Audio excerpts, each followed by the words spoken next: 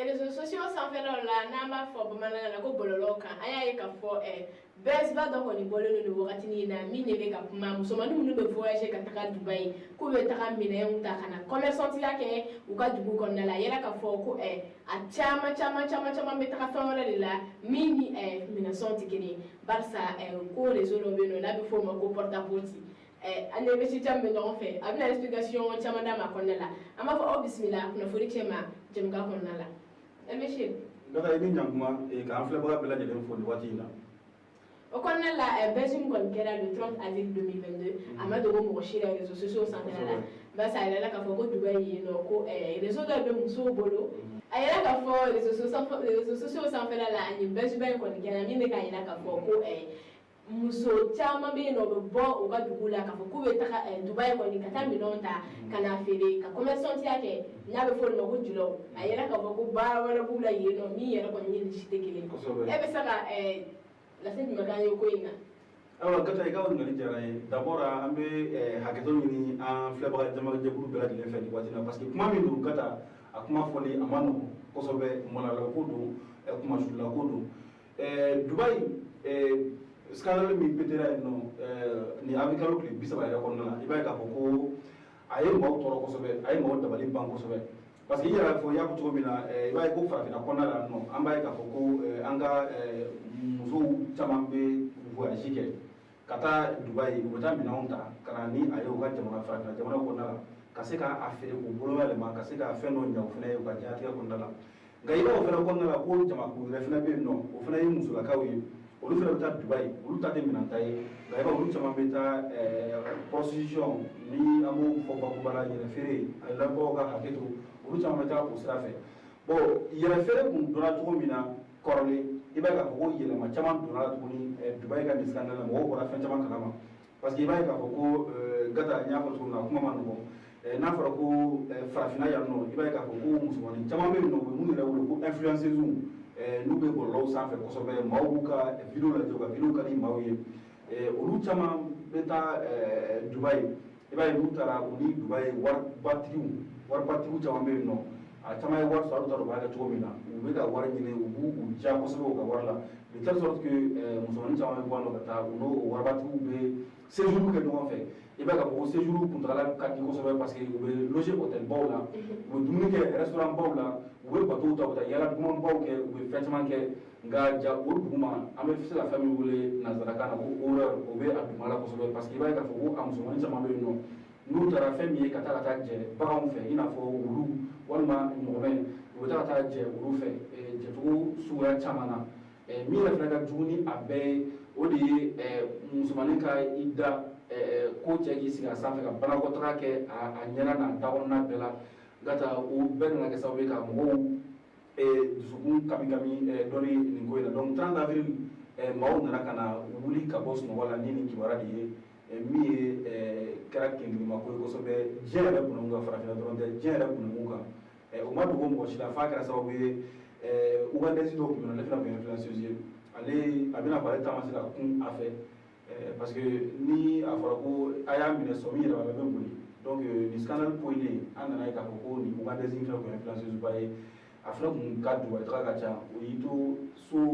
sanfɛla la étage 7 k'i fili ka jigin an yɛrɛ a jaw ye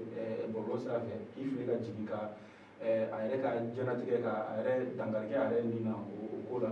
donc i b'a ye k'a fɔ ko ale ta fɔra ten tɔ cogo dɔ la mais a n'a ɲɔgɔnna joli bɛ yen nɔ farafinna kɔnɔ yan nɔ ko minnu tɔgɔ ma dɔn fɔlɔ nka olu caman ka nafolo sɔrɔ sira kɛra nin cogo in ye. o kɔnɔna la RBC Cham fɛn dɔ bɛ yen nɔ an k'o fana fɔ ka bɔ a la a ma fɔ ko muso bɛ taa Dubaï k'u bɛ taa nin wale in kɛ o ka kan ka faramasiya o kan ka faramasiya parce que mɔgɔ tɛna faamuya a fɔra ko dɔw de ka baara ye nin ye k'a fɔ k'u bɛ taga commerçant la ka taa minɛnw ta ka na n'a ye ka na feere nin ye couverture de dɔw bolo dɔw bɛ commerçant kɛ sous couvert de ka taa fɛrɛw ka nin. o yɔrɔ la gata hali an ye lase dɔw sɔrɔ lase minnu bɛ a yira k'a fɔ ko a musomanin dɔw bɛ yen nɔ olu ta ko fɔlɔ la u ye nin marché fɔlɔ min sɔrɔ i n'a fɔ ka taa u ni cɛw ka taa nin waleya cɛjugu ninnu kɛ u la parce que a fɛnw wari bɛ ɲɔgɔn ɲɛ ni i taara fɔlɔ ni kafoɲɔgɔnya bɛ tɛmɛ aw ni ɲɔgɔn cɛ o sɔngɔ bɛ a dan ma mais plus u bɛ dɔ fara u ka ɲinita kan e fan fɛ plus u fana bɛ dɔ fara u ka dita kan e ma donc o cogo la se y'a jira k'a fɔ ko su kelen kɔnɔna la musomanin kelen fɛn bɛ se ka i bolo nɔ ni miliyɔn 10 miliyɔn 20 fo miliyɔn 30 a bɛ dépend i yɛrɛ sera ka u ka exigence satisfait fo ka se i dan na yɔrɔ min na i b'a ye k'a fɔ ko musomaninw fɛnɛ dɔw natɔ dɔw b'o wari ta ka taa don minɛn na ka na n'a ye u ka jamana kan ka commerce daminɛ a la hali n'a y'a sɔrɔ a yɛrɛ la k'a fɔ ko dɔw fɛnɛ bɛ o wari mugu de ta ka na n'a ye u ka jamana kan ka na bɛnjɛw daminɛ kosɛbɛ yɛrɛ donc maa caman fɛnɛ kun t'a la ye o ye sinon dɔw fɛnɛ kɔni y'a kɛ siɲɛ fɔlɔ la u ye wari min sɔrɔ la u y'a essayer k'o don commerce sira fɛ nka jusqu'à présent mɔgɔ tɔgɔ tɛ ka fɔ fɔlɔ maa minnu bɛ u dɔn kosɛbɛ olu bɛ ka a caman ka lahalaw fɔ k'a sɔrɔ dama don u yɛrɛ tɔgɔ la u yɛrɛ jamu na mais o bɛɛ n'a ta an ye muso dɔw fɛnɛ ka lase olu ivoirien dɔw ta bɛ a la fo ka taa se hali américaine dɔw fɛnɛ ta b'a la o ye muso ye minnu bɔra ka seereya kɛ k'a fɔ k'olu taara Dubaï olu kɔni ye yɛrɛ jagolaw ye n'an b'a wele ko prostitution olu bɛ taa olu ta tun bɛ da u cadre kɔnɔna la u yɛrɛ ka laseli la mais u y'a jira k'a fɔ ko musomanin caman bɛ yen nɔ olu caman bɛ bi dantɛmɛwale kɔnɔna la fo ka taa se banakɔtaga ninnu dunni ma walima wa k'i ɲɛda la walima ka taa jɛ baganw fɛ ka taa ye o kɔnɔna la parce que plus i nata ka bon plus fɛn min ye lajabali ye o fana bɛ da i ka o kɛnɛ kan yen nɔ donc an bɛ segin k'a préciser k'a fɔ ko Dubaï tagala bɛɛ tɛ parce que Dubaï fɛnɛ ye jamana de ye jagofɛnw caman bɛ yen nɔ business bɛ kɛ yen nɔ donc maaw caman bɛ bɔ yan nɔ ka taa Dubaï dɔw bɛ taa minɛnw ta ka na ni a ye dɔw bɛ taa contrat wɛrɛw fɛnɛ négociation na parce que Dubaï fɛnɛ tajiko ɲaɲalen don u fɛ yen kosɛbɛ donc an bɛ se k'a fɔ ko jamana min don business affaire jamana yɛrɛ de don donc maa caman ka taa ka segin fɛnɛ bɛ yen nɔ Dubaï n'u ka jamanaw ni ɲɔgɔn cɛ ka taa boli ɲɔgɔnw de kɛ ka taa minɛnw ta ka na ni a ye mais olu ta tɛ i n'a fɔ k'u bɛ taa nin sira fɛ donc u ka pereperelatigɛ bɛɛ ɲɛna mɔgɔw kana n'a ye k'a fɔ ko n'i ye muso cɛɲumanin fɛn fɛn k'a ka Dubaï taga cayalen don k'a bɛ taa nin waleya in na u k'a bila u kunna wala u ka fɔ mɔgɔw ɲɛna k'a fɔ ko caman bɛ bɔ yan nɔ ka taa tiɲɛ yɛrɛ la u cɛ ka ɲi sara b'u la denmisɛnninw don nka u bɛ taa minɛnw ta ka na balo u ka dignité u ka danbe n'u ka hɔrɔnya kɔnɔna la u ka jamanaw kɔnɔna la k'a sɔrɔ u ma tɛmɛ nin lagosi wale ninnu fɛ. mais Thiam en une minute e bɛ se k'a fɔ an bɛ se ka conseil jumɛn de ta nin ko in kɔnɔna la. en tout cas conseil min bɛ se ka di musomaninw ma parce que yɔrɔ la porte à porte kɔni kuma kɔni fɔra an kɔni cɛlakaw tɔgɔ ma ye a la kɔni bon an tɔgɔ yɛrɛ la. an tɔgɔ yɛrɛ la k'a fɔ ko muso dɔrɔn tɛ cɛw b'a la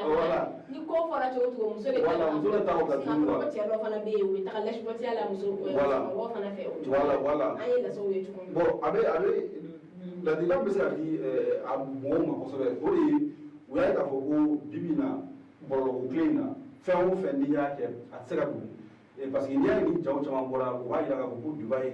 u tun bɛ musomaninw bila fɛnw na ka tila k'a u jaw ta donc ni e ja taara ja bɛ se ka taa Dubaï e bolo k'a bɛ taa Dubaï a tɛ taa Dubaï bɔlɔlɔ tile in na ja bɛ taa Dubaï a bɛ na n'i yɛrɛ sɔrɔ Bamako ja bɛ taa Dubaï a t'i yɛrɛ sɔrɔ fo Burundi fo Uganda fo fan bɛɛ donc internet maintenant fɛnɛ kɛra a dama jamana de ye donc jamana min kɔnɔna la mɔgɔ minnu bɛ bɔlɔlɔ sanfɛ olu bɛɛ de bɛ bɔ jamana kelen fɛnɛ kɔnɔna la donc ko mana kɛ internet sanfɛla la dɔrɔn o jamana kɔnɔdenw fɛnɛ bɛɛ de bɛ a ye n'o ye les gens qui vivent de l'internet, les gens qui vivent du virtuel. Voilà, du virtuel. Donc les gens dont les activités sont focalisées, sont concentrées sur l'internet. À grâce au tout koni, bon le sera au kachan, Facebook ou YouTube ou Twitter ou Instagram ou TikTok ou les frères bébé non. Nama table la rola, table la rola. À comme grâce au tout koni, imana qui est bloqué à quel niveau là, mais à cela que j'ai là tôt ou tard. Donc moi ka bo à part du gain facile qu'on a là, nous les cas sur auquel nous voilà. Ka a lajɛ i bɛ ka ko dɔ kɛ bi mais sini i k'i miiri a kɔ la a kɔ bɛ taa wolo jumɛn na parce que hali nafolo mɔgɔ caman bɛ girin a nɔfɛ a ka d'u ye k'a sɔrɔ cogo sugu bɛɛ la mais a nafolo n'i y'a sɔrɔ i ma tila k'i miiri i y'a sɔrɔ cogo min na i yɛrɛ bɛ tila ka dugu a nafolo la parce que n'i y'i miiri a sɔrɔ cogo la donc mɔgɔw ka limaniya mɔgɔw ka sabali mɔgɔw ka fɛn dɔ ɲini baara min ka di ye hali n'a sɔrɔ ni fɛn tɛ sɔrɔ a daminɛ la mais n'a ka di ye n'i cɛ sira la a mɛn o mɛn i bɛ se ka nɔ bɔ a la i bɛ se ka fɛn sɔrɔ a la Gaza ka i fo ka an filɛ jama jɛkulu bɛɛ lajɛlen fo. O la sa an b'a fɔ faamuyali ko ɲuman o ka sɔrɔ nin kɔnɔna